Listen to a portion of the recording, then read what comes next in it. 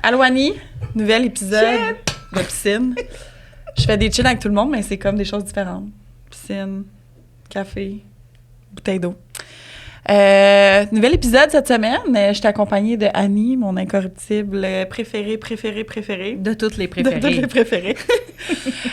Pour cet épisode-là, vous allez entendre Catherine Robillard qui est en plein post-lancement de son livre. Donc, c'est cool parce qu'on parle de plusieurs sujets, dont son livre, qu'il faut lire. Mais de santé mentale aussi, de santé mentale en entrepreneuriat. Oui. On parle énormément de son parcours en entrepreneuriat, de où c'est parti, qu'est-ce qu'elle, comment on dirait bien ça? Qu'est-ce qu'elle ressort, en fait, des défis que les entrepreneurs vivent au quotidien. On a beaucoup parlé de sens à donner. On a beaucoup utilisé ce mot, je dirais. Oui, on a beaucoup utilisé ce mot. Surtout à la fin. Surtout à la fin. On pourrait faire un concours. De combien? Oui, combien de fois on a dit le mot sens dans toutes les épisodes? Ceux qui l'auront... cool quand même. Ouais. Hey, j'aime ça. Qu'est-ce qu'on faudrait ferait qu'on compte nous-mêmes d'abord, puis après ça, la personne qui a la bonne réponse. Ouais. On fera tirer, écoute, une carte cadeau au spa. Écoute, ce sera ça. Un mot écrit sens sur une carte. Ce serait ça le concours. Mais j'ai aimé aussi, Catherine, elle nous a beaucoup parlé de développement personnel, mais pas dans un angle qu'on a l'habitude de l'entendre, mais plus en quoi est-ce que ça peut venir nous servir en entrepreneuriat, puis probablement du fait qu'on n'en parle pas assez. Puis c'est fou comment que... Puis ça, j'en ai parlé dans une autre entrevue, par contre, là, mais on surutilise le mot développement personnel, qu'on veut tellement l'appliquer, qu'on veut en faire, mais on parle pas d'intégration, on parle pas que des fois, on le fait différemment. C'est pas juste des formations, c'est pas juste des livres. Ça peut être plus que ça peut être juste une prise de conscience, une discussion avec quelqu'un. En fait, c'est le savoir-être. Exact. Puis le problème, c'est que là, on parle beaucoup de développement personnel, plus dans le sens de devenir un surhumain, continuellement devenir meilleur, etc. Mais là, on parle juste de revenir à soi, on est, apprendre à se connaître, une meilleure gestion de soi aussi. Puis là, Catherine, ce qu'elle nous disait, c'est à quel point c'est nécessaire en entrepreneuriat et à quel point on n'en parle pas assez, qu'on ne forme pas les gestionnaires à ça non plus dans les écoles. J'adore, oui. Puis oui, c'est un bon... j'allais dire un bon contexte, mais c'est pas ça que je veux dire. Mais en résumé. Merci. J'aimerais t'aider, mais... Cherche mes mots. Merci. Je veux t'aider. Je sais pas, tu t'en vas où avec ça. Ouais, c'est un bon résumé de l'entrevue, en fait, qu'on a eue avec Catherine. Puis j'avais hâte de la recevoir. C'est drôle parce que j'étais censée la recevoir avant son lancement de livre. Et là, on la reçoit après. Puis j'ai aimé quelque chose qu'elle a dit par rapport à... Je suis dans les opportunités, je me laisse du temps. Fait que je trouve ça beau à voir chez l'entrepreneur. Comme quoi? Parce que là... Catherine, c'est le bras droit stratégique, dans l'action, dans la stratégie, dans la planification. Tout le temps. Et ce qu'on a découvert, c'est qu'il y avait aussi quand même beaucoup d'intuition derrière tout ça. C'est ça. Puis qu'elle nous parlait de sens. Sens. Encore. C'est le sens. On a encore plugué le mot. Fait que, ouais. Donc, de se laisser de l'espace pour s'ouvrir aux opportunités sans forcément chercher à tout planifier, tout contrôler. Puis c'est un concept, puis si vous écoutez les entrevues, que vous connaissez mon opinion par rapport à ça, ça coexiste, la planification, l'intuition, le flow, tout ça coexiste, puis je pense qu'elle l'a bien défini. Donc, c'est une entrevue que vous allez vraiment aimer. Comme toutes les autres, d'ailleurs. Mais c'est sûr que je dirais pas le contraire. C'est une entrevue que vous avez vraiment... C'est son entrevue préférée. Oui, c'est la préférée de toutes les préférées, comme mon incorruptible est la préférée de toutes les préférées. Donc, n'hésitez pas à commenter, donner votre opinion. Je pense que c'est majoritairement des entrepreneurs qui écoutent, évidemment, le podcast. Donc, j'ai hâte de savoir, vous, quelle place vous laissez à l'intérieur de votre entreprise, de votre vie personnelle pour ce développement-là. Fait que bonne entrevue, bonne interview, puis à fun! N'oubliez pas de compter le nombre de mots sens. Bienvenue chez Les Incorruptibles. Les Incorruptibles, c'est beaucoup plus qu'un podcast. C'est un mouvement hebdomadaire qui a pour mission de faire briller les secrets du web. Ici, on va t'aider à secouer tes idées, briser les chaînes du conformisme et te lancer vers une définition du web totalement différente de tout ce que tu as déjà vu jusqu'à maintenant. Ici, on se contente pas de suivre les tendances, on les questionne. Que tu sois un créateur de contenu, un entrepreneur en ligne, un assoiffé du web ou que tu souhaites apprendre et t'inspirer, ce podcast est pour toi. On jette par-dessus bord les mythes de la réussite, on plonge dans les coins sombres du web pour comprendre les opportunités cachées et on démystifie les idées préconçues pour te montrer la réalité rafraîchissante de l'entrepreneuriat moderne. Alors installe-toi, branche tes écouteurs et participe avec nous à la transformation du web, un épisode à la fois. Bon show! Allô les filles, allô Annie. Je me dis allô Catherine, allô Annie. On va mêler tout le monde tout le long. Ça va. Salut! Ça va bien? Ça va. Oui, ça allait bien. Oui. Très heureuse d'être là avec vous. Je vous trouve très sage. Ah oui? Vraiment. Oui. Qu'est-ce que tu veux dire? Je m'attendais à 2 bombes là, complètement... Mais attends, là, c'est la première. OK, on commence. On n'est pas réveillés. On commence. On n'est pas réveillés. Mais moi aussi, je suis contente de te recevoir parce que ça fait un petit bout qu'on se connaît, qu'on se suit, qu'on évolue ensemble. On a eu la chance de participer à un mastermind ensemble. Puis depuis ce temps-là, je pense que ça a tellement évolué chez toi, dans ton entreprise, personnellement, professionnellement. Fait que je pense qu'on va beaucoup parler de ça aujourd'hui.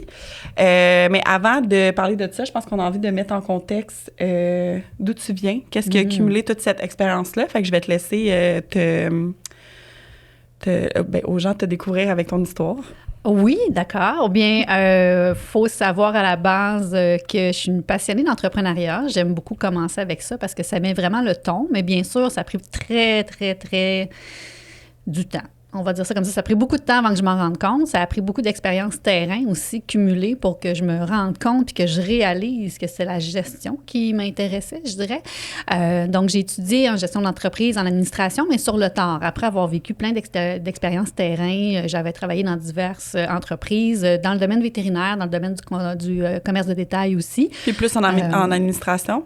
Oui, beaucoup de services à clientèle, administration, coordination, gestion d'inventaire, gestion d'équipe, recrutement. Tu sais, j'ai vraiment touché à plein de choses. J'avais tout le temps l'impression de butiner justement dans plein de postes, là où je me cherchais, puis je me comprenais pas, puis j'étais comment ça se fait que je suis pas capable de trouver ma voie.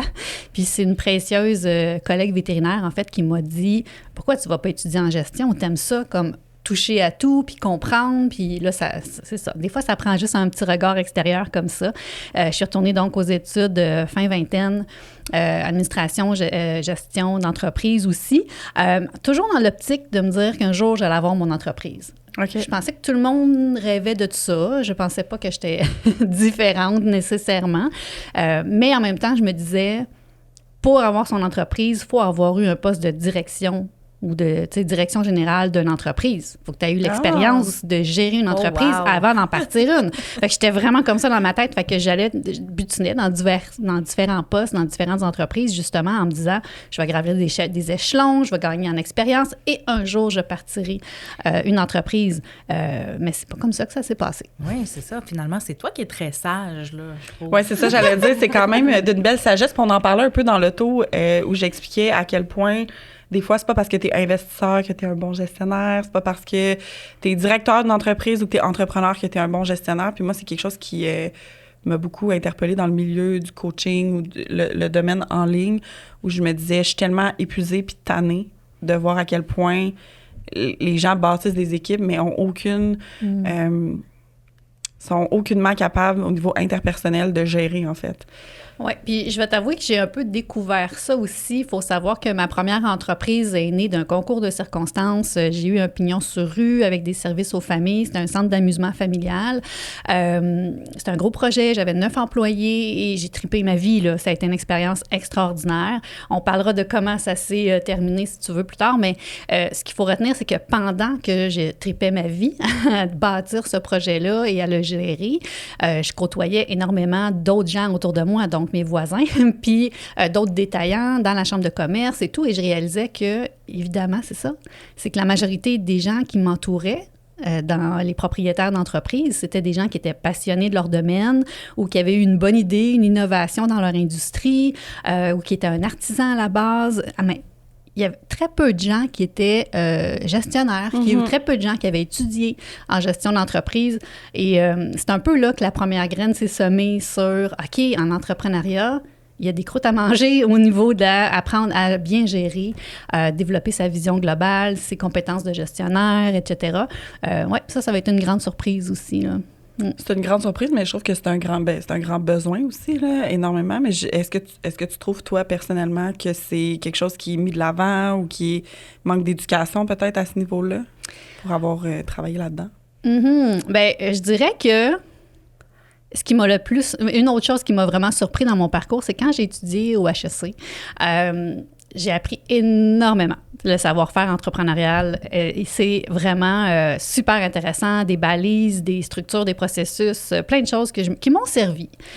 Par contre, sur le terrain, ce que je me suis rendu compte, c'est qu'il y a tout un pan de l'entrepreneuriat qu'on ne soupçonne pas et qu'on apprend quand on est rendu là. Et ça, je trouve ça dommage. Fait qu'autant dans les cours de lancement d'entreprise que les cours plus universitaires, peut-être que de plus en plus, il y a une place pour ça, mais tu sais, tout le développement personnel nécessaire en affaires, mon Dieu, tu sais, tout ce qui est nécessaire dans bien se connaître, bien se comprendre, bien savoir communiquer, développer son courage, son audace.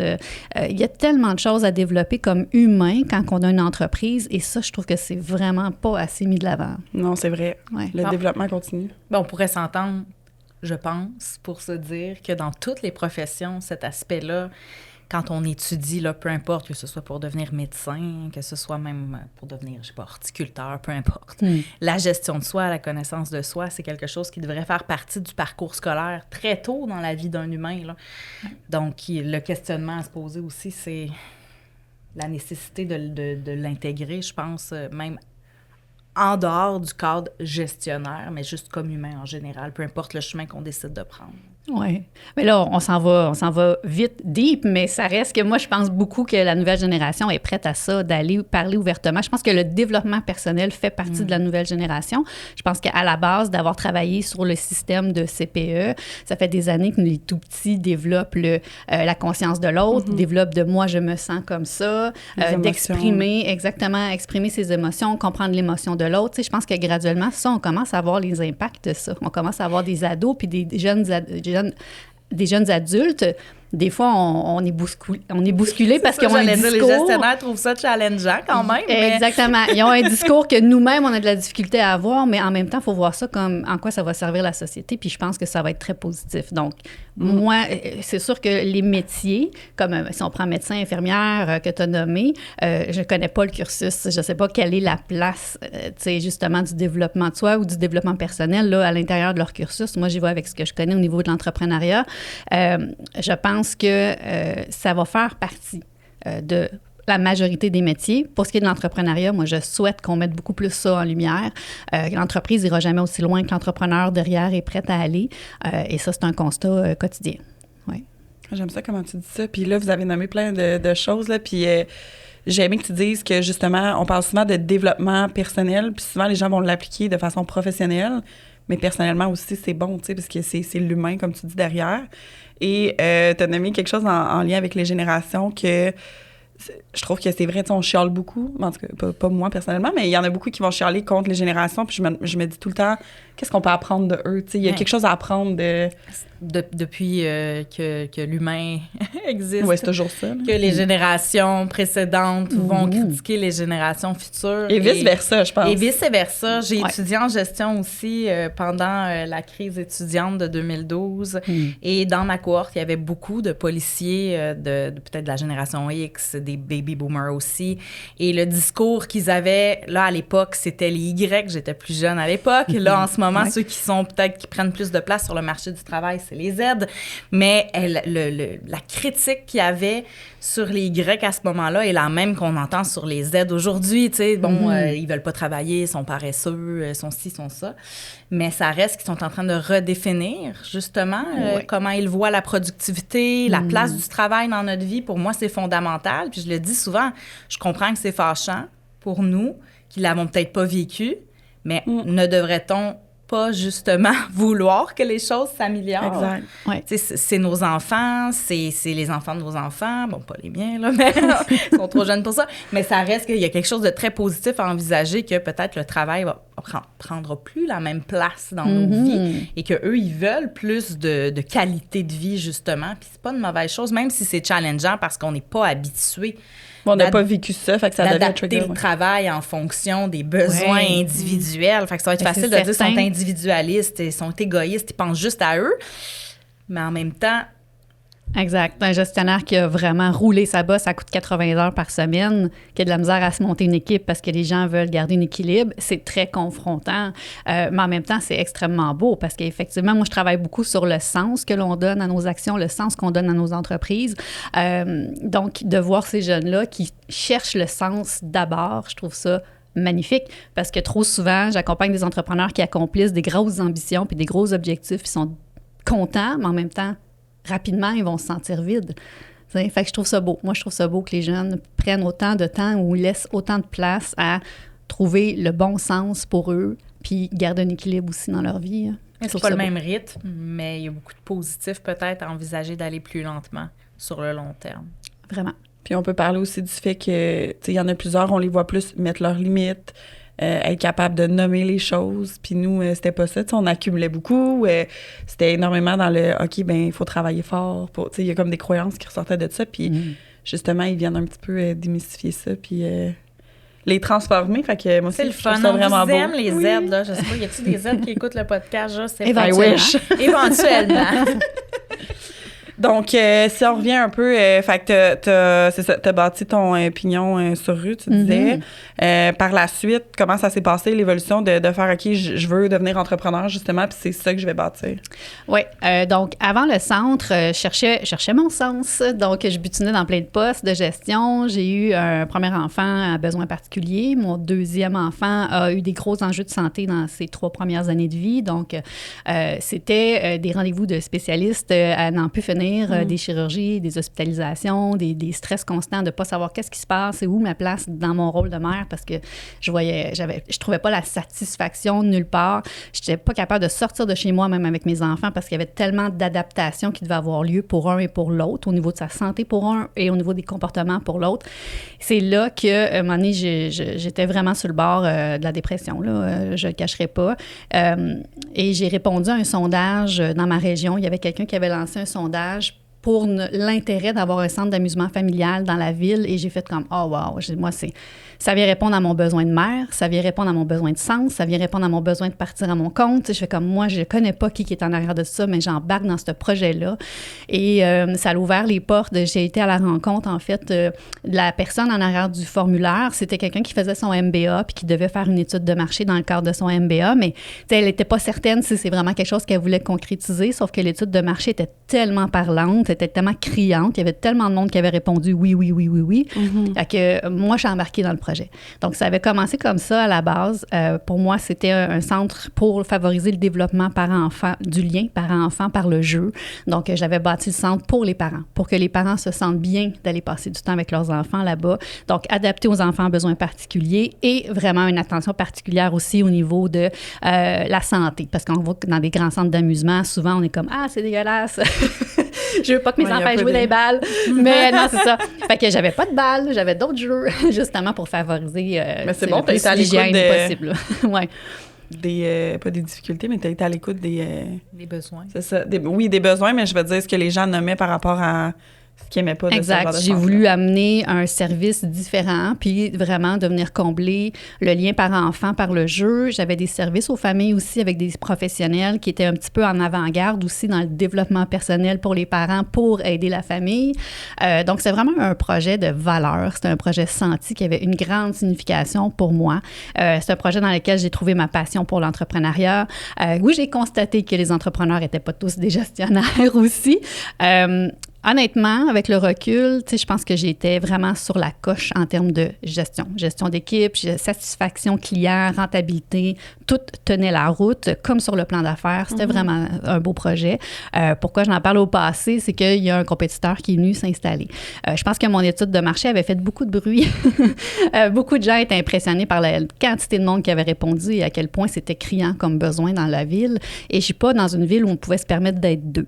Donc, ça fait partie des risques en affaires. On a beau être sur la coche dans nos prévisions, dans notre façon de gérer, on n'est jamais complètement sécurisé parce qu'on est toujours à risque d'avoir un compétiteur et c'est correct et c'est sain la compétition. Dans mon cas, c'est arrivé de façon fulgurante où est-ce que ma vache à lait s'est diluée. Donc, la vache à lait, c'était tout ce qui était les gros groupes scolaires, les camps de jour, les ententes particulières avec les scouts, toutes des choses comme ça.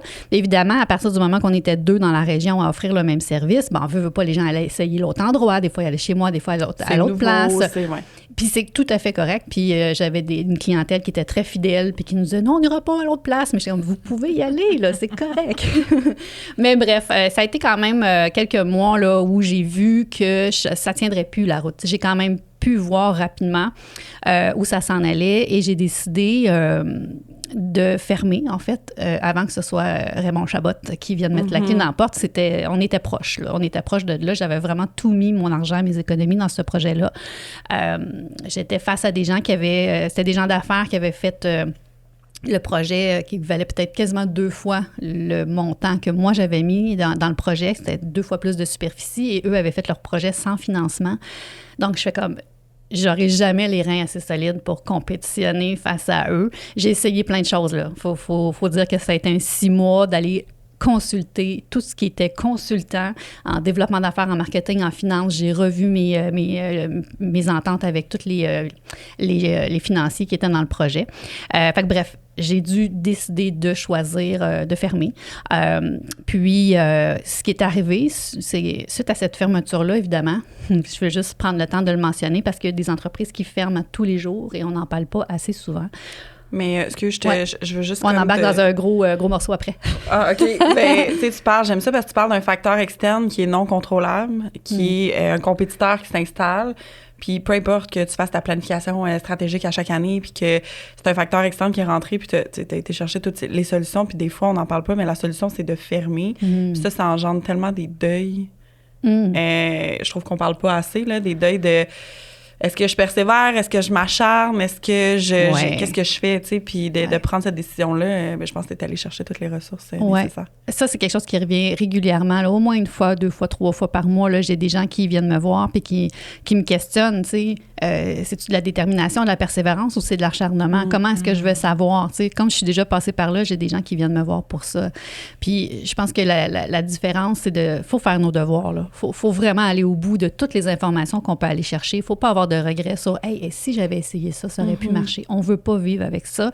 Donc, c'est super important d'avoir fait tous les devoirs, d'aller consulter tous les professionnels aussi pour voir c'est quoi les options possibles pour, après ça, prendre la décision de fermer ou pas. Pour moi, de l'acharnement, c'est de continuer sans nécessairement avoir une solution positive et sans apprentissage. Ça, c'est de l'acharnement pour moi.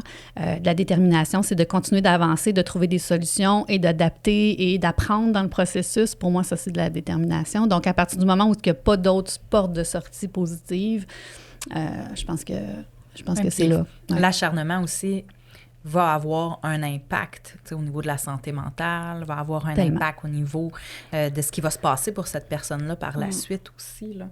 Fait qu'il y a cet enjeu-là à réfléchir. Oui, les données, les chiffres, s'assurer d'avoir fait tout ce qu'on pouvait faire pour que ça fonctionne, mais il faut aussi poser un regard sur nous, comment on va dans le processus et est-ce qu'on peut encore donner dans ce processus-là, à quel point on met en jeu peut-être notre santé physique, notre santé mentale, notre famille, etc. Fait que ça aussi, c'est des données, je pense, qui sont importantes, qui font en sorte que 2 personnes dans le même contexte, avec les mêmes informations, vont peut-être prendre 2 décisions complètement différentes finalement, parce qu'il y a des enjeux qui sont personnels peut-être à ce moment-là, puis qu'il ne faut pas négliger, je pense, dans l'équation. Absolument. Fermer une entreprise, c'est un deuil immense parce que les entrepreneurs se mettent corps et âme dans ces projets-là.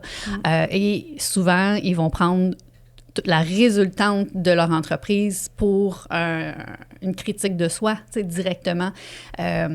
Puis, je l'ai vécu aussi, là, les 2 semaines après la fermeture de l'entreprise, je restais dans mon sous-sol chez moi. Je voulais pas sortir, je voulais pas aller à l'épicerie, je voulais pas croiser mes clients. J'ai des gens qui avaient acheté des abonnements annuels, qui avaient perdu de l'argent dans tout ça. J'avais honte. Le plus gros sentiment que j'avais suite à la fermeture, c'est que j'avais honte. Alors qu'avec le recul, je suis tellement fière de cette expérience-là. Puis j'aurais aimé entendre des histoires comme la mienne. J'aurais aimé entendre des histoires d'entrepreneurs qui ont dû prendre la décision de fermer, mais qui étaient fiers quand même de leur parcours. Puis ça m'est arrivé heureusement, 2 semaines après, où il y a quelqu'un qui m'a appelé pour me demander d'aller l'aider avec son entreprise.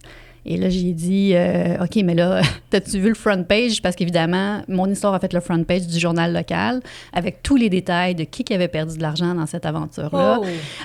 Ça fait partie...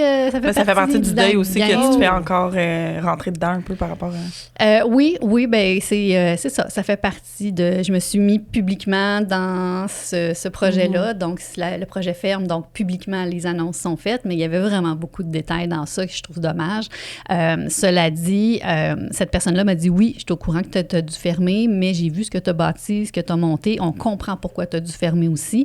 J'aimerais ça que tu viennes me donner ton regard extérieur sur mon entreprise. Wow. Et là, j'ai fait non. Moi, je ne sors pas de chez moi, je voulais rien savoir, mais il a su trouver les bons mots, insister juste assez, ou est-ce que j'ai mis mes lunettes fumées, mon chapeau. Je suis sortie de chez nous. Incognito. Puis je suis allée le visiter dans son local. J'ai rencontré son équipe. J'ai regardé ses états financiers avec lui. On a jasé un peu de ses aspirations. Puis on a trouvé des pistes de solutions. J'ai remis un plan d'optimisation un peu en me disant, ben voici, selon moi, où il y a des pistes où que tu pourrais créer des leviers dans l'entreprise. 4 mois plus tard, il m'a retéléphoné. Tu sais, moi, je m'étais retrouvée un emploi entre-temps parce qu'il fallait juste que je renfloue les coffres, bien sûr. Et 4 mois plus tard, il me dit, il m'a remercié, en fait, parce que des pistes que j'avais soumises, lui, il a pris action sur ces pistes-là. Ça, c'est un point important. Il n'a pas juste pris les pistes, il a posé des actions. Ça a donné des résultats. Ça a donné des bons résultats pour lui. Il m'a remercié. Puis là, j'ai ressenti une espèce de vague en dedans, là, que ça a tout ravivé ma passion. Puis j'ai fait « wow, OK. » Et la confiance, j'imagine. Oui, je vais « wow, mais c'était quoi ça? » Puis c'est là qu'il m'a dit, bien, pour la première fois, je me sentais pas tout seul dans mon entreprise. J'avais quelqu'un avec qui réfléchir. J'avais comme un bras droit à mes côtés, mais pour la stratégie du développement de l'entreprise.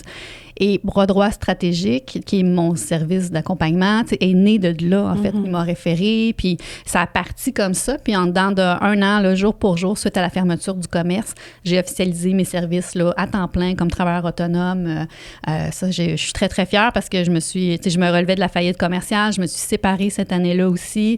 Donc, monoparentale, en ajustement post-faillite, je suis quand même partie à mon compte à temps plein. Très fière de ça. Puis voilà, c'est la suite de l'histoire, mais jamais tout ça aurait été possible. J'aurais jamais pu imaginer me rendre où ce que je suis présentement si j'avais pas osé partir ce premier commerce-là. Tu parlais que tu aurais aimé entendre des histoires similaires, que ça t'aurait probablement aidé dans le processus. As-tu l'impression que post-pandémie, on en entend plus? Moi, j'ai l'impression qu'on a eu accès, là, je pense à Juliette et Chocolat, de plus en plus, il y a des gens qui s'ouvrent peut-être de façon plus transparente sur les enjeux, puis que c'est plus fréquent post-pandémie. Mon impression, mais j'aimerais savoir ce que tu en penses. Oui, puis je te dirais qu'il était temps. Oui. il était temps. Ça fait longtemps que les gens ont un discours comme ça, mais là, on dirait qu'il y a comme une... Je pense que, malheureusement, qu'est-ce qui fait qu'on en entend plus parler, c'est qu'il y en a tellement que là, les journalistes saisissent l'opportunité de faire du drama un peu avec ça. Fait que là, c'est mis en lumière. Il y a beaucoup d'entreprises qui ferment, il y a beaucoup de restaurations qui ferment, de restaurants. Mais c'était pas prévisible, mais il y a un contexte aussi de la pandémie qui a fait en sorte qui attendait peut-être un peu plus, puis t'as moins le poids de la responsabilité. C'est peut-être plus partagé de dire « Ah, c'était une évidence que ça allait arriver pour beaucoup de gens. » Il y en a plus, comme tu dis. Mais là, je vois, oui, des journalistes qui peut-être saisissent l'occasion de faire du drama, mais il y a aussi peut-être, d'un point de vue plus personnel, des gens qui osent s'afficher, en parler sur leurs réseaux sociaux, ce qu'on ne voyait pas. Peut-être que les réseaux sociaux prennent plus de place aujourd'hui qu'ils en prenaient il y a 10 ans aussi. Oui, mais il y a plus il y a plus d'authenticité aussi. Il y a beaucoup plus d'annonces publiques sur « je choisis de fermer mon entreprise » parce qu'avant, on n'entendait juste plus parler de l'entreprise, alors que là, les gens affichent la fermeture. Déjà, ça, moi, c'est un mouvement que je vois beaucoup ces temps-ci et je trouve ça beau parce que les gens prennent le temps de dire pourquoi ils sont fiers de tout ce qu'ils ont fait. Et là, je fais « wow, OK, parfait ». Ça, c'est une belle façon de fermer une entreprise, c'est d'être capable de reconnaître que tout a été fait, où ils ont apporté le projet jusqu'où ils voulaient et après ça, ils ont pris cette décision-là. Moi, c'est ce que je souhaite aux gens, que tout ça se fasse en conscience et non en réactivité. Puis, il y a le projet Persévérance aussi de Nathalie Riverain qui s'est mis en place. Il y a le livre de Dominique Gagnon aussi qui va sortir ou qui sort maintenant. Et si l'entrepreneuriat rendait fou. Donc, tout le volet de l'importance de la santé mentale puis prendre soin des entrepreneurs pour qui l'entreprise va peut-être moins bien. Je pense que ça, là, il commence à avoir une place pour ce discours-là. Ça fait partie aussi d'une des motivations pour mon livre. Là. J'imagine qu'on en reparlera, mais c'est ça. La place de la santé mentale en entrepreneuriat, super important. L'équilibre, le développement personnel, ça revient à ce qu'on disait au début de l'entrevue. Je pense que c'est vraiment quelque chose qu'on doit mettre en lumière davantage. Là. Mais c'est vrai qu'on en parle moins. C'est peut-être moins sexy aussi de parler de ça, mais on en parle moins, puis pourtant, c'est comme un peu le centre de tout. Hein? J'ai l'impression qu'on est plus à l'aise peut-être dans le monde de l'entrepreneuriat en ligne déjà d'aborder ça. Moi, étant un peu dans les deux univers, j'ai commencé à mettre le pied un peu plus dans l'univers plus traditionnel, chambre de commerce et compagnie. J'ai l'impression qu'on est peut-être moins prêt à ouvrir sur les sensibilités à ce niveau-là versus en entrepreneuriat en ligne où on va voir des masterminds, où on va voir peut-être des espaces où l'émotivité a sa place. Je vois ça peut-être un peu moins dans un rassemblement plus traditionnel d'entrepreneurs. Peut-être que je me trompe, je suis peut-être pas allée dans assez de rassemblements. Peut-être à toi de me dire si Oui, j'en fais beaucoup. C'est vrai que c'est pas tant une question de c'est une chambre de commerce ou un groupe privé. C'est pas tant ça que qui fait partie des rassemblements. Tu sais, je pense que tu as des entrepreneurs qui ont un esprit peut-être un petit peu plus fermé ou un petit peu plus conventionnel, plus classique, effectivement, où la vulnérabilité n'a pas sa place. Mais je pense que c'est quelque chose de en partie générationnel, là, je me déguillemets un peu là-dessus, mais je pense que c'est quelque chose qui tend à évoluer, à changer justement parce que la jeune génération amène beaucoup plus cette ouverture-là, développement personnel, vulnérabilité, dire les vraies choses. Donc, je pense qu'on a de plus en plus ce mouvement-là qui émane.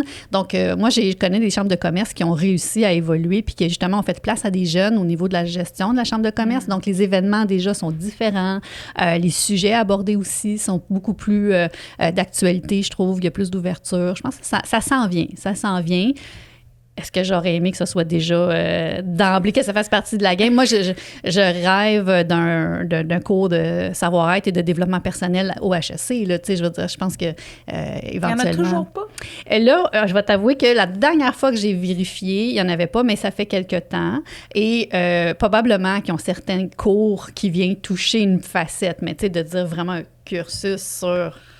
les réels besoins et réflexions nécessaires si tu veux être en affaires. Ouais, je pense que ça va dépendre de l'organisation aussi, parce que je sais qu'à l'UQAM, à l'école de gestion, c'est quelque chose qui est quand même un petit peu plus présent. Okay. C'est peut-être encore là une question de valeur, d'organisation, programme, les personnes qui dirigent les 10 programmes aussi. Oui, puis je pense que ça s'en vient aussi, ça fait tellement partie du discours, là. Je pense que c'est une question de temps, là. Puis les milieux de travail, eux? C'est pas quelque chose... Toi, tu as travaillé des PME... Oui. Parce que les milieux de travail, moi, je suis là-dedans, là, j'ai envie de dire que c'est pas tant... Ben, tu sais, s'ils l'apprennent pas à l'école, après ça, clairement, ils vont pas le transposer. Puis je veux pas dire, mettons, contrairement à avant, moi, je veux une grosse évolution, parce que j'ai quand même travaillé là avant, je suis retournée dans le même milieu, mais avec une administration différente, puis c'est vraiment différent, il y a une belle évolution, puis moi, ça m'a quand même surpris, j'étais comme, wow, tu sais, c'est le fun de voir ça. Je m'attendais à pire, tu sais. Je pensais être souffrante physiquement de peut-être retourner. Puis finalement, c'est moins pire, mais je me dis, c'est fou comment c'est différent. Oui, mais je pense qu'il y a un gros changement au niveau des ressources humaines, de toute façon, présentement, par le besoin criant de main-d'œuvre, par tout ce qu'on a vécu depuis la pandémie. De plus en plus, on voit les ressources humaines aussi amener des outils pour les entreprises. Donc, on parle de beaucoup plus d'ouverture, de flexibilité d'horaire, de programmes de coaching. Il y a beaucoup plus d'encadrement qui se mettent en place, mais mon Dieu, ça va être quelque chose qui va prendre des années là, à se mettre en place puis à être intégré.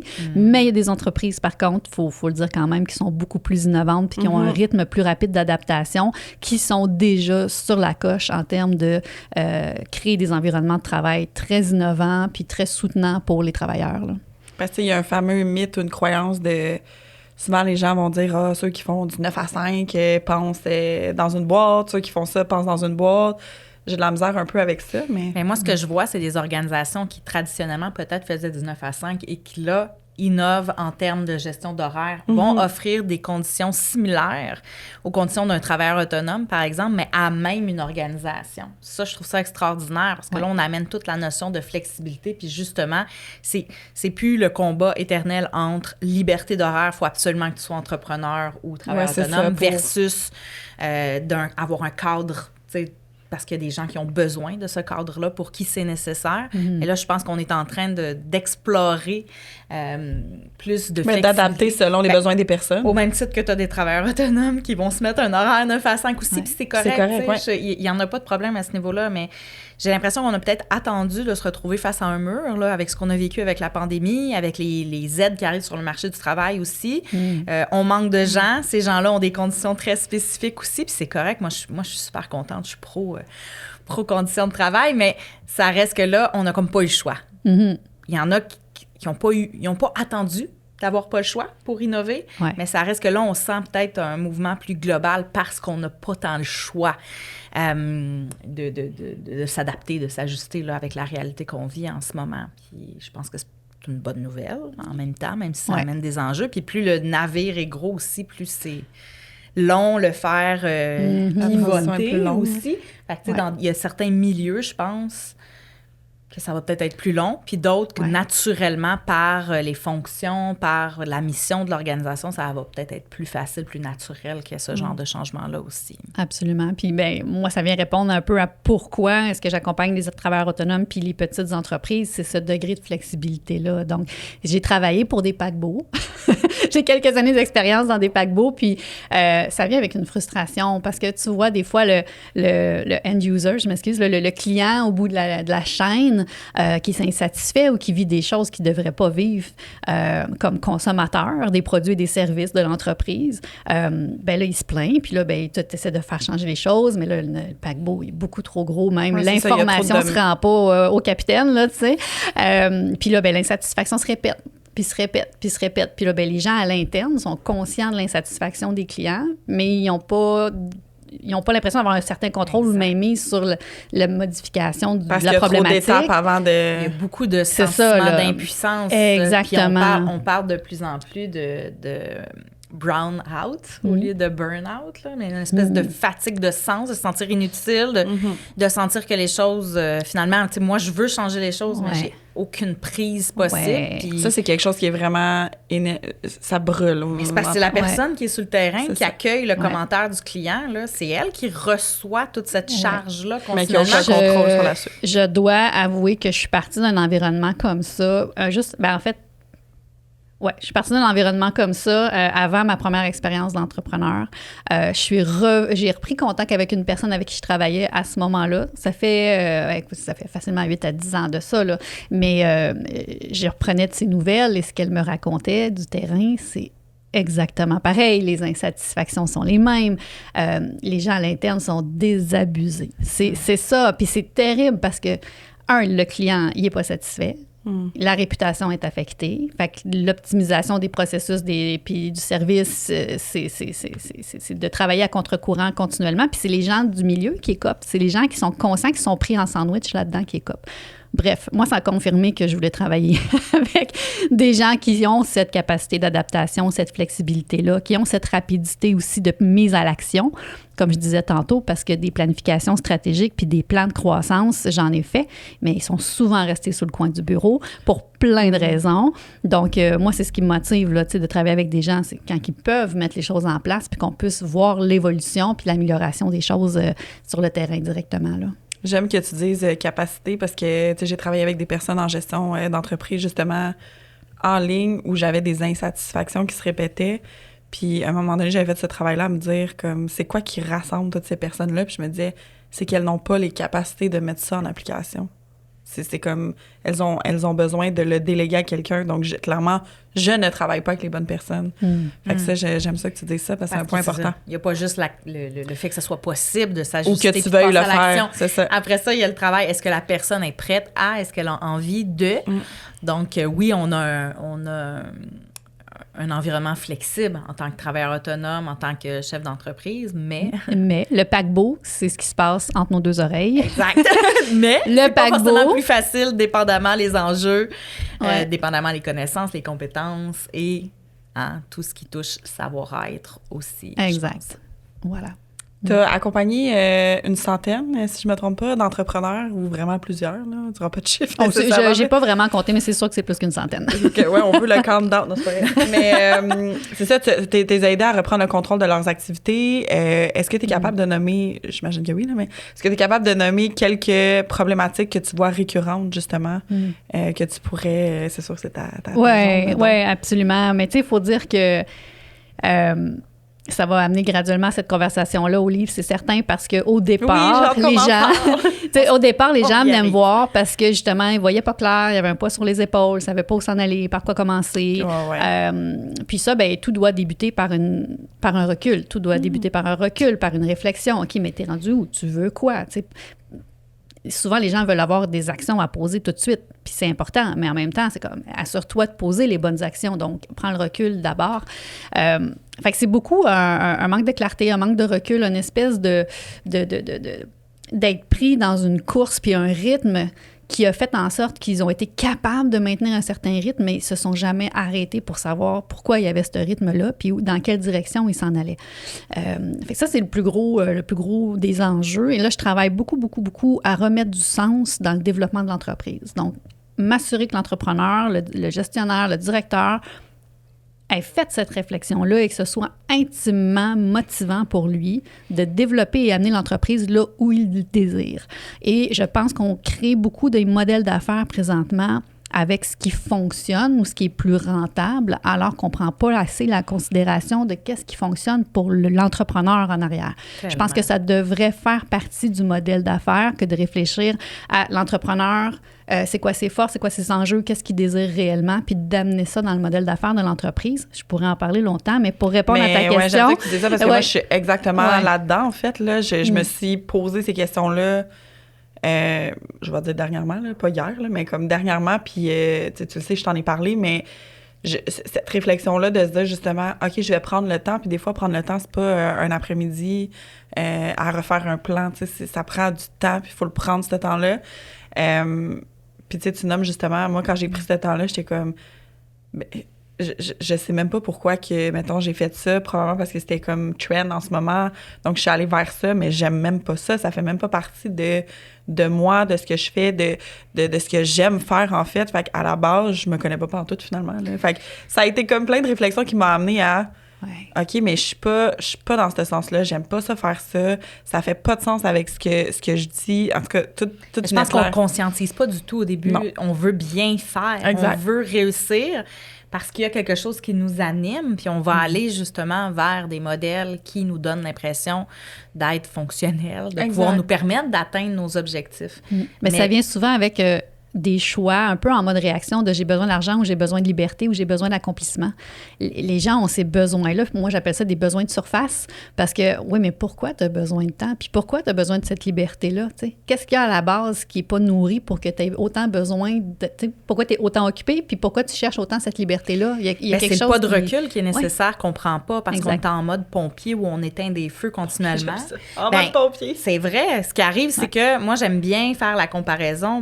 OK, c'est super, on est content d'avoir des pompiers pour éteindre des feux, mais est-ce qu'on peut réfléchir sur comment éviter que les feux s'allument avant de les éteindre? Peut-être que là, à ce moment-là, c'est plus stratégique. À la base, on n'est pas une société forte sur la prévention. Oui, en général. Parlons de prévention incendie avec Karine Fontaine. Mais au niveau de l'épuisement, qui est mon domaine, c'est ça qui arrive. La perte de sens dont tu parlais. Les gens qui s'épuisent, qui se retrouvent en burn-out, souvent, c'est qu'à un moment donné, il n'y a plus cette motivation de passer à l'action parce que ce sont des actions qui n'ont aucun sens avec les valeurs profondes de la personne, avec son fonctionnement, avec ses capacités, avec les ressources qu'elle a de disponibles. Fait que je comprends que peut-être sur le coup, ça peut avoir l'air rapide, efficace, d'utiliser X modèles pour atteindre des résultats rapidement. Sauf que si dans 1, 2, 3, 4 ans, finalement, tu atteins le mur parce que c'était pas aligné avec qui tu es, tes valeurs, etc. Merci de parler de mon histoire. Oui, bien, écoute, je suis passée par là, moi aussi. J'ai viré complètement mon capot. Des fois, ça arrive en 6 mois, 12 mois. Là. Des fois, ça arrive vite. Ouais. Ça a des coûts, tu sais. Ouais. Est-ce qu'on peut se l'éviter idéalement? Est-ce qu'on peut avoir ces réflexions-là avant au lieu de fonctionner pendant 2, 3, 4 ans, puis là, de devoir changer complètement son modèle d'affaires, ce qui est très demandant. Tu sais, tu l'as dit, ça prend du temps, mais ça a un coût après ça. Puis ça a un coût, oui, monétaire, mais aussi personnel, là, au niveau de notre énergie, notre confiance, etc., de dire « Aïe, je me suis trompée, puis c'est correct, il faut que je l'assume, puis maintenant, il faut que je sois prête à vouloir faire ces changements-là. » Puis je pense qu'il y en a qui vont lâcher le morceau. Ils vont dire « j'abandonne », au lieu de se donner la permission de changer le modèle, justement. C'est trop, j'y arriverai pas, je suis pas capable, je veux pas prendre le risque de me tromper encore une deuxième fois. Fait que j'aimerais ça qu'on arrive à une culture où on se pose ces questions-là d'abord, puis pour ça, je pense qu'il faut ralentir. Oui, puis il y a des peurs qui ressortent de ça aussi, là. Puis, mettons, moi, dans mon cas, c'était vraiment... Bon, il y avait un aspect pandémie où j'avais une carrière qui se développait. Ça s'est arrêté avec la pandémie. Puis là, il y avait... Tu sais, évidemment, j'aime pas ça rien faire. Fait que pendant la pandémie, j'ai bâti quelque chose. Ouais. J'ai bâti quelque chose. Puis là, ça allait quand même bien. Puis, tu sais, c'était florissant. Puis c'était super. Puis là, à un moment donné, j'avais un choix à faire. Tu sais, tu continues là ou tu reviens dans ta carrière. Puis là, ça a été un peu une urgence de... OK, je vais là, puis là, finalement, tu t'es pas posé ces questions-là, puis là, tu rentres dans quelque chose que, bon, finalement, je suis pas sûre d'aimer ça, mais là, financièrement, t'as pas le choix de continuer, puis là, en tout cas, bref, ça fait une grande... Tu dois entendre ça souvent, quand même. Tu dois pas être surprise d'entendre ces histoires-là. Non, puis on s'entend, là, parce qu'on parle beaucoup de, idéalement, on ferait ces réflexions-là avant. Tu sais, moi, je travaille quotidiennement avec des entrepreneurs qui font rouler des entreprises, qui ont des opérations courantes, puis des employés, et qui ont ces questionnements-là pendant que tout ça roule. Donc, c'est un degré supplémentaire de challenge que d'être capable de trouver son espace puis ses réflexions pendant que tu continues de faire rouler le tout, parce que c'est pas tout le monde... tu sais, des fois, dans certains cas, un travailleur autonome peut tirer la plug pendant 3 mois, prendre du recul, puis revenir. Mais c'est pas la majorité des situations. Donc, c'est là où moi, j'interviens habituellement, où est-ce que je m'assure d'optimiser les opérations pour dégager le maximum le dirigeant, pour qu'il puisse avoir le temps et l'espace pour ces réflexions-là, pour après ça, pouvoir faire un bon plan de match puis l'intégrer sans trop affecter les résultats de l'entreprise. Ça doit en fait amener un certain deuil, que ça ira, tu sais, le changement ira peut-être pas aussi vite que tu voudrais qu'il y ait. Puis c'est ça qui doit être difficile des fois, c'est que dans ta tête, tu es prêt à quelque chose, mais justement, ça continue de rouler. Là. Tu peux pas du jour au lendemain dire à tous tes employés, à tout le monde, on fonctionne plus du tout de la même façon, on change toutes nos offres, nos façons de fonctionner. Il y en a qui le font. Il y en a qui le font, mais je suis pas sûre que c'est super stratégique, honnêtement. Surtout si tu as des humains dans l'organisation, il faut que tu les accompagnes dans le changement s'ils sont là depuis un certain temps. Oui, mais des fois, c'est nécessaire, par exemple, d'être un petit peu plus tranchant pour ne pas étirer, en fait, tout ce qui est néfaste dans l'entreprise, parce que des fois, ça se transforme en virus. Là. Ça le virus, il va vite, puis ça l'impacte. Quand on est dans le négatif, mais des fois, ça peut être, le modèle était excellent, mais il me convient pas à moi. Ça reste que tous les gens dans l'équipe qui sont venus parce qu'il y avait ce modèle-là, tu sais, il y a quand même... c'est moi qui prends cette décision-là, c'est moi qui est à la tête de l'entreprise, je décide de changer mon modèle parce que ça me convient plus moi, mais il y a quand même des gens à l'intérieur, c'est pas forcément négatif, qu'il faut accompagner vers ce changement-là, à qui il faut amener un sens aussi. Pourquoi on fait ça? Puis moi, c'est ce qui me passionne, puis ce qui me challenge, puis que j'adore ça, parce que je me dis, bon, dans cette situation utopique-là, des fois, on peut mettre les gens à profit aussi dans la réflexion, tu sais, de faire un cercle d'entraide avec ses employés, même des fois, tu sais, pour trouver des solutions, pour faire pivoter l'entreprise graduellement. Puis je trouve ça beau, ça. Il y a plein de nouvelles façons de collaborer. Tu sais, le modèle où tu as la direction, puis tu sais, les organigrammes plus conventionnels, je pense, sont appelés à disparaître ou vont être comme... On va s'inspirer de ces modèles-là, mais sont appelés à changer. De toute façon, moi, de plus en plus, je reçois des nouveaux clients, puis je leur demande s'ils ont un organigramme, puis là, ils m'envoient toutes sortes de systèmes circulaires, puis de collaboration, puis je fais comme, OK, on est rendu là, c'est fantastique. Oui, c'est ça. Ouais. C'est drôle parce que j'en avais créé un moment donné, juste un peu funky, comme ça, puis j'avais comme écrit, OK, ça, c'est le cerveau de l'opération. Je faisais comme des petits dessins, puis je trouvais ça bien drôle, puis en tout cas, bref, tranche de vie. J'étais comme, j'aimerais ça que ça évolue un peu, que ce soit plus je mettais toutes les forces de chacun, sans les mettre en haut d'un ou en bas. Puis je trouvais ça cool, j'étais comme...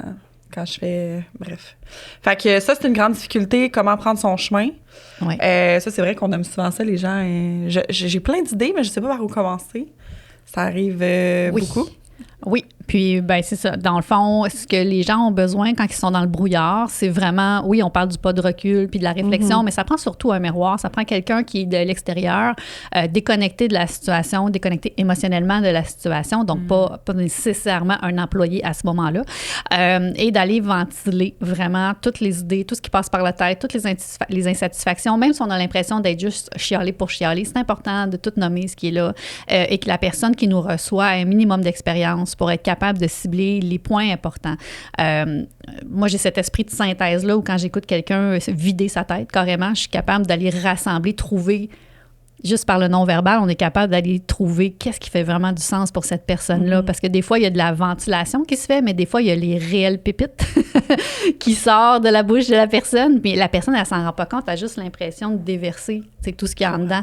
Mais ça prend quelqu'un de précieux qui est, je crois beaucoup, donc, à l'accompagnement, puis d'avoir quelqu'un à côté de soi qui est capable de recueillir tout ce qu'on veut dire, sans jugement, avec un minimum d'expérience aussi pour être capable de prendre les bons morceaux, faire des reflets, puis d'aller valider qu'est-ce qui est le plus important dans tout ce qui vient de se nommer là. Parfait. J'aime l'image du miroir parce que nous, quand on se regarde dans le miroir, souvent, on va se regarder avec un jugement. Donc, même si, tu sais, on va pas être en mesure de se regarder de façon factuelle comme une personne extérieure pourrait être en mesure de le faire. On verra pas on verra pas le même reflet de nous dans le miroir qu'une personne externe va être capable de voir aussi. Fait que d'avoir différents portraits, je pense que c'est intéressant aussi. C'est important d'aller chercher ce soutien-là, que ce soit au niveau professionnel ou personnel. 100%. Justement, on va parler un petit peu de... On le dit depuis tantôt, mais personne ne sait de quoi on parle. Parlons du livre. Ben pas juste du livre, en fait. Je pense que c'est parti... ça fait longtemps que je te suis. Il y a un moment, je pense que ça fait peut-être 1 an, 1 an et demi, peut-être même 2 ans. En tout cas, bref. Que tu as commencé à faire des lives sur ton groupe où vous parliez beaucoup de, justement, des backstage de l'entrepreneuriat avec un invité spécial. De où est partie cette idée-là de justement, le backstage de l'entrepreneuriat? Oui. Je pense que c'est les années cumulées à entendre les entrepreneurs, justement, vider leur tête, leur cerveau. Souvent, les gens, ils s'excusent d'avoir vomi tout ça devant moi parce que c'est littéralement ça. Souvent que les entrepreneurs, ils cumulent tellement d'informations. Souvent, ils ont l'impression qu'après ça, quand ils ont quelqu'un qui les écoute, que ça sort et que ça sort et que ça sort. J'ai recueilli tout ça et je me suis rendu compte, en fait, que c'était 99,9% d'enjeux reliés au développement personnel, comme on parlait en début d'entrevue. Donc, j'ai voulu un peu reléguer toutes les informations que j'avais comme remarquées parce que souvent, les gens vont parler de j'ai besoin de ci, j'ai besoin de ça. C'est souvent relié, justement, j'ai besoin d'argent, j'ai besoin de temps. Oui, mais non, c'est pas de ça que tu as besoin. Regarde, je vais te poser 2-3 questions, puis tu vas voir que c'est pas de ça que tu as besoin.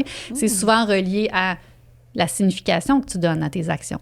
Puis la destination ultime que tu veux donner à ton entreprise. Puis qu'est-ce qui te bloque pour pouvoir y arriver? C'est l'outil, dans le fond. Là. C'est pas vraiment le besoin. Exact. C'est ce qui va te permettre de répondre aux vrais besoins. Puis je voulais surtout aussi que les entrepreneurs sachent que tu sois travailleur autonome en démarrage ou que tu as une grosse équipe de 50 personnes ou que tu sois une vedette avec des entreprises puis que tout le monde te connaît, quand on jase des vraies affaires, c'est le même discours. Fait que ça, je voulais mettre ça en lumière. Donc oui, j'ai fait une série d'entrevues sur le backstage d'entrepreneuriat où j'ai invité des gens un petit peu plus connus, qui ont une certaine notoriété dans différents domaines.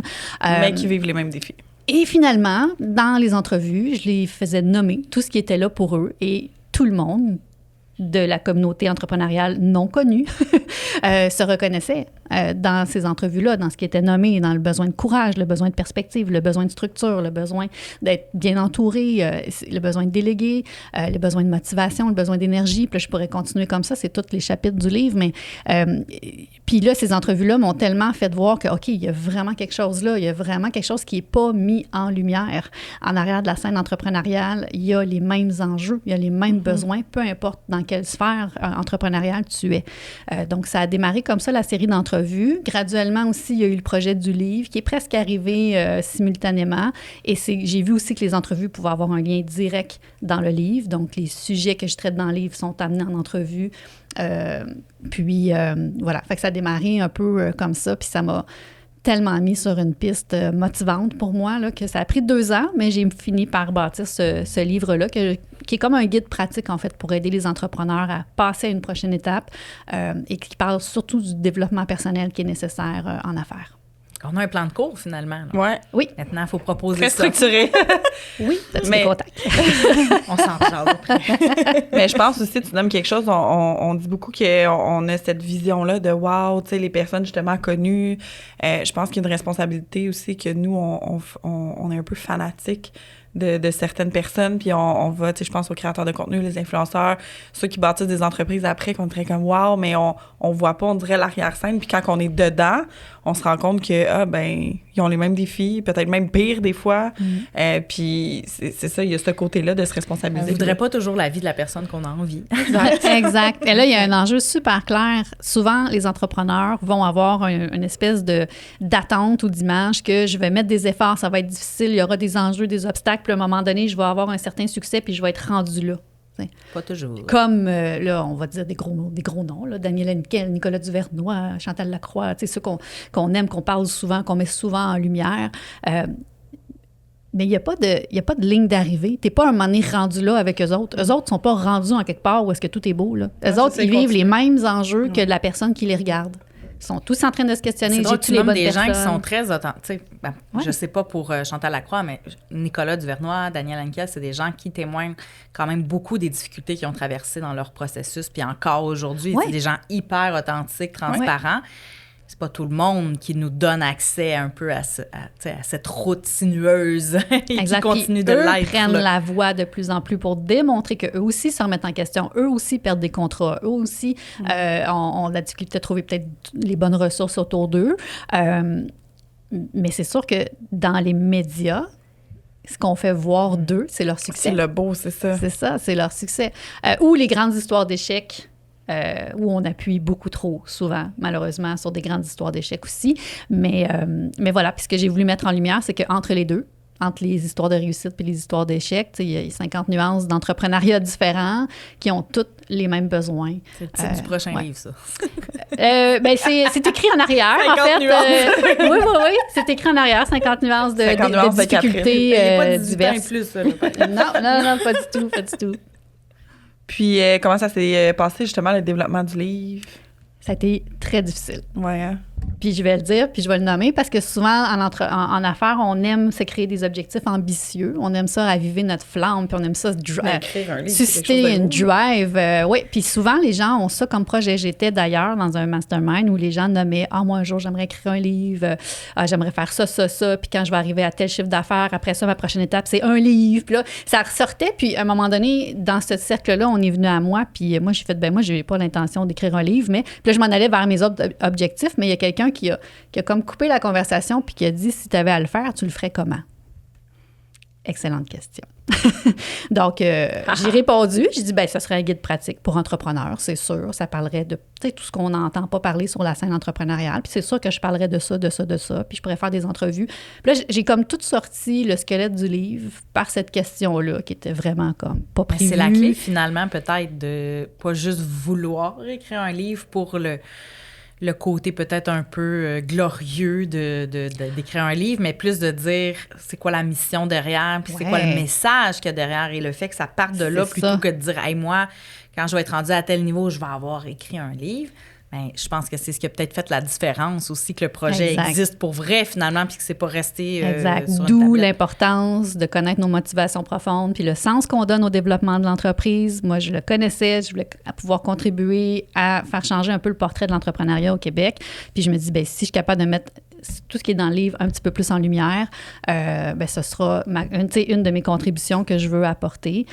Donc, ça a été extrêmement difficile, 2 ans, à faire ce projet-là, moi, je suis pas très bonne en écriture à la base. Je me suis allée chercher de l'aide. J'allais chercher des gens qui m'ont coachée. Je demandais beaucoup de feedback. Puis j'ai travaillé très, très fort. Mais ce projet-là, c'était en plus du fait que j'étais travailleur autonome monoparental à mon compte, avec mes mandats et mes propres défis de gestion d'entreprise, et etc. Donc, ça a été les soirs, les week-ends. J'étais en garde partagée, donc les moments que j'ai pas les enfants. Ça a été de partir des fois des 3 jours avec la personne qui m'a beaucoup aidée pour l'écriture du livre, puis juste comme faire de la relecture. Puis fait que ça a été un 2 ans extrêmement, extrêmement intense.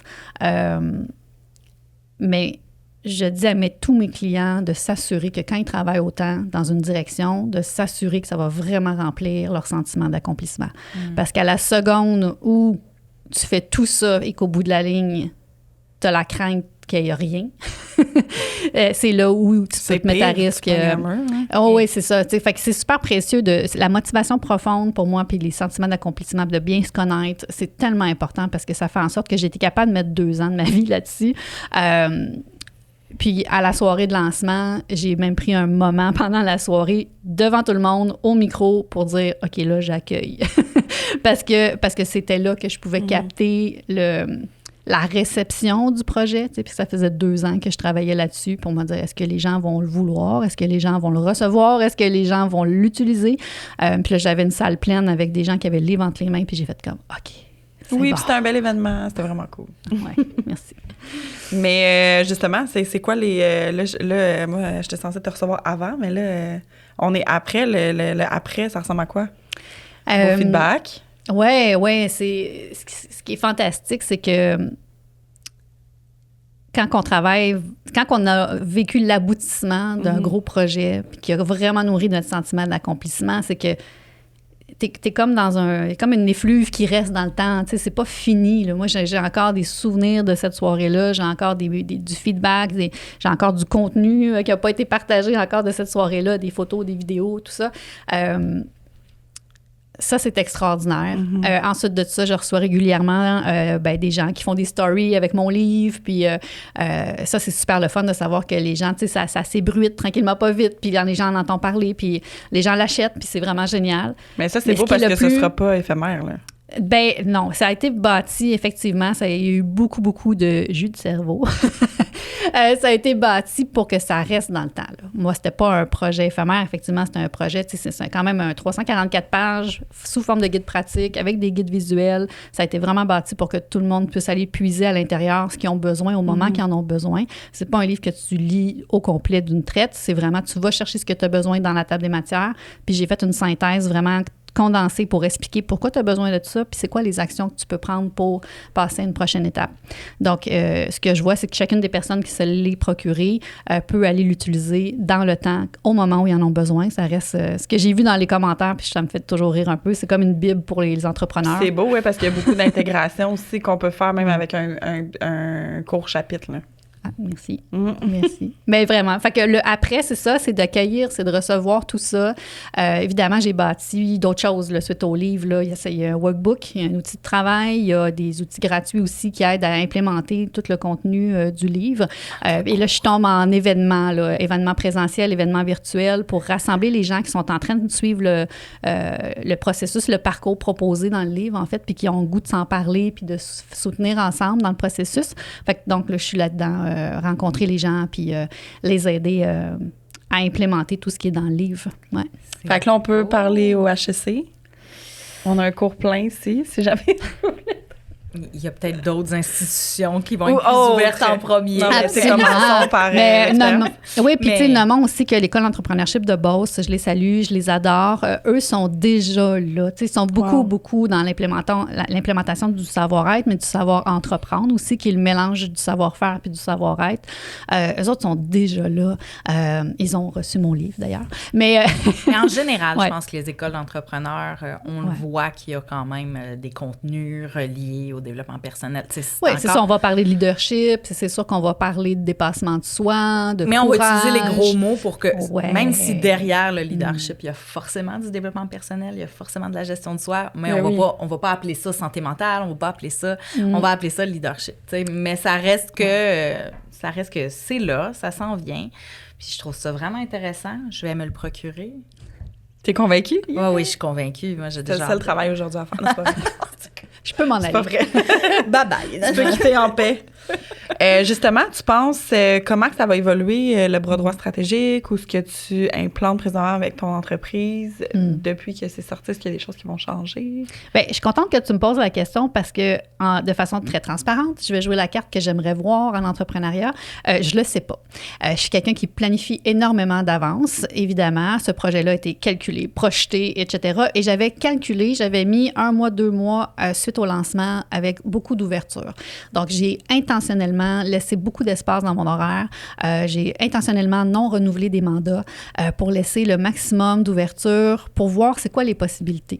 qu'est-ce que cette vague d'opportunités-là, de notoriété-là peut créer. Donc, j'étais rendue là, à avoir un peu... j'appelle ça un petit peu jouer le dé du jeu de la vie. Là. Ça a été un peu... ça m'a demandé tellement que j'avais pas le goût nécessairement de puiser le citron puis d'aller voir tout ce qu'on peut ressortir du livre. Je suis très contente des événements présentiels, virtuels que j'offre. Pour le reste, je suis très contente des outils. Je suis très contente de tout ce qui est là déjà. Mais c'est là, c'est disponible maintenant. Fait que là, moi, je laisse de la place aux opportunités. Donc, je fais beaucoup de rencontres, beaucoup de podcasts.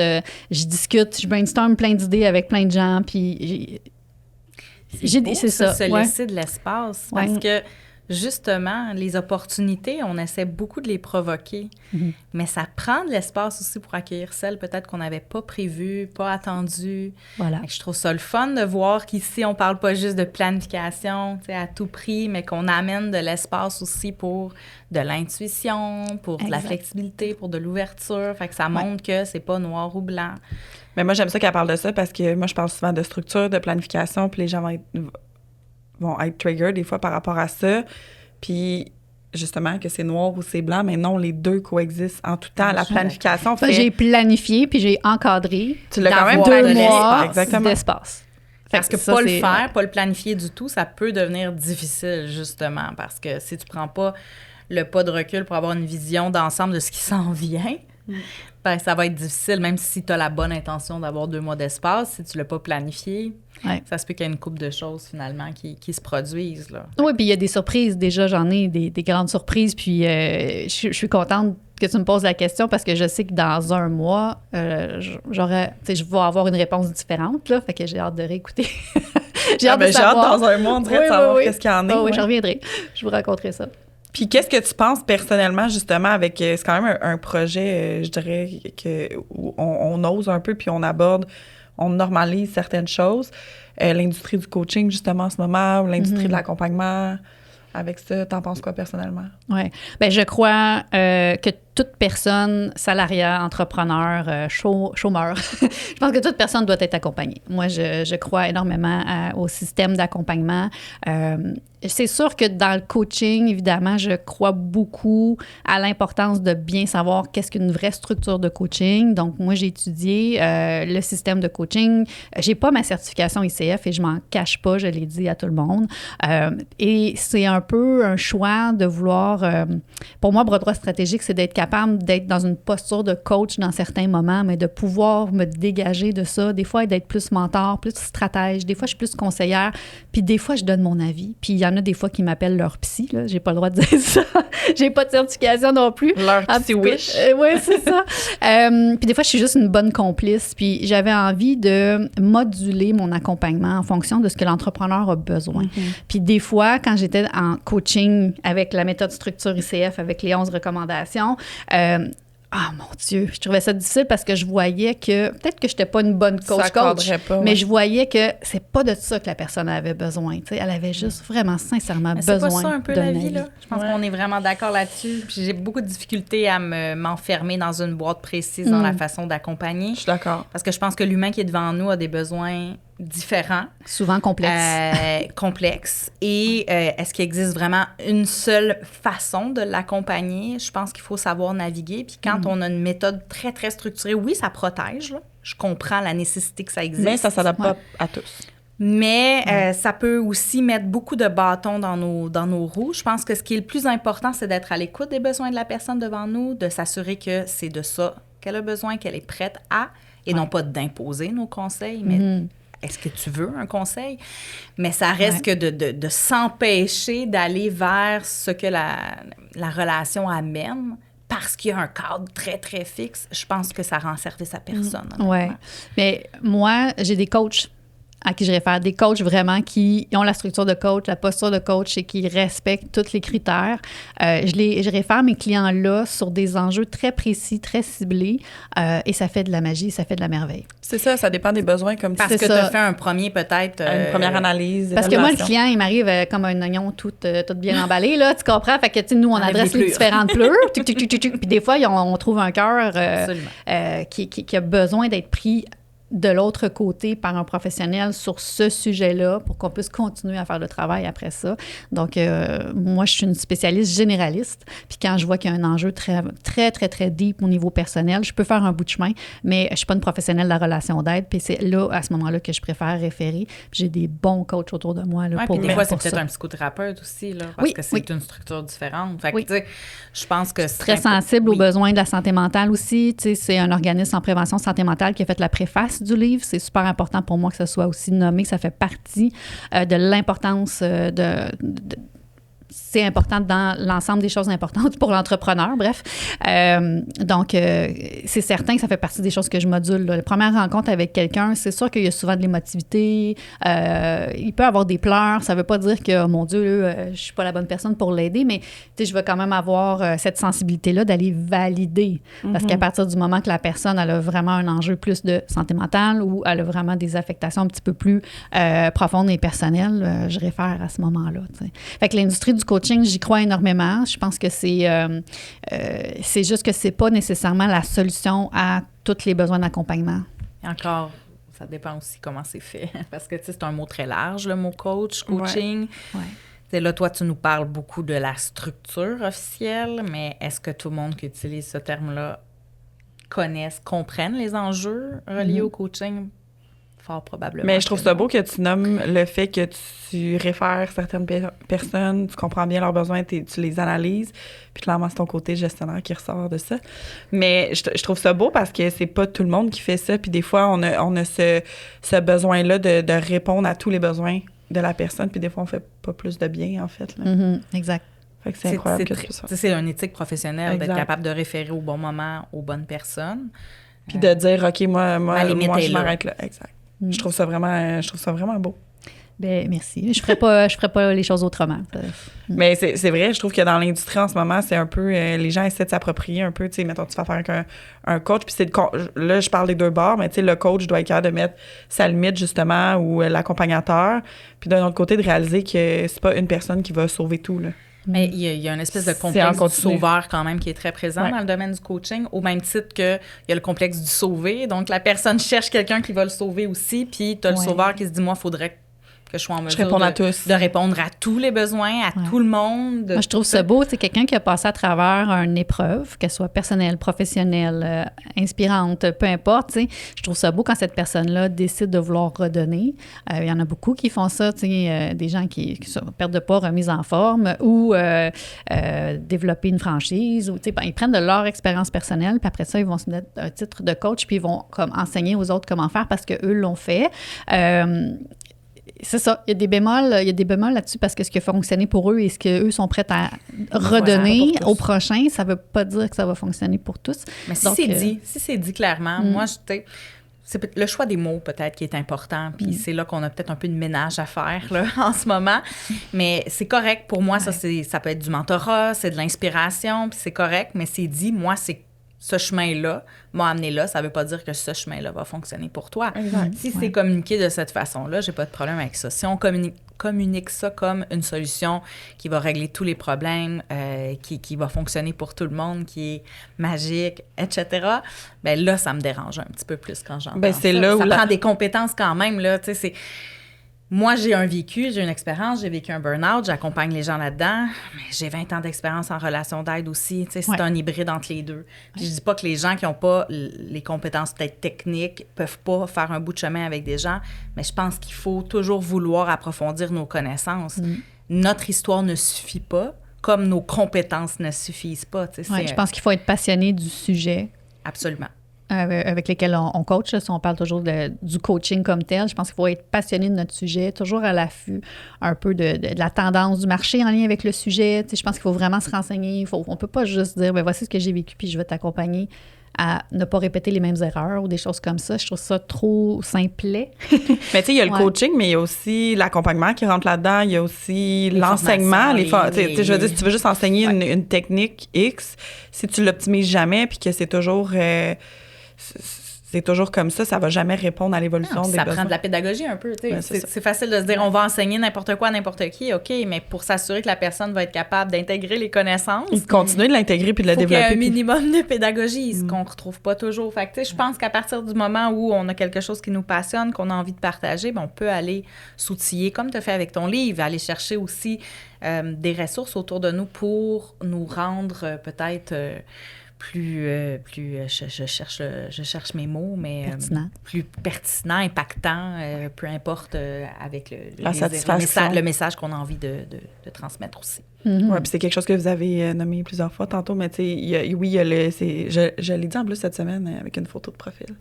Mais il y a la satisfaction de répondre à des besoins au niveau des objectifs, au niveau de réaliser des projets, mais s'il n'y a pas de satisfaction personnelle ou de bien-être là-dedans, ça sert à rien, en fait. Mm. C'est pas une qualité supérieure pour soi. Ouais. Si tu avais à donner un conseil à part lire ton livre aux entrepreneurs ou conseil très neutre. Non, il n'y en a pas d'autres. C'est ça. C'est la seule chose à faire. Faut lire le backstage d'entrepreneuriat disponible sur Amazon. Hey. Mais non, le seul conseil, c'est assurez-vous de connaître la signification de vos actions. Ah, j'aime ça. Le sens. Le sens. Besoin de sens. Mais c'est vrai des fois, on est tellement Mon Dieu, je veux pas dire des termes, des gros mots sur le podcast. On est tellement comme ça, là, avec des œillères, je vais dire comme ça.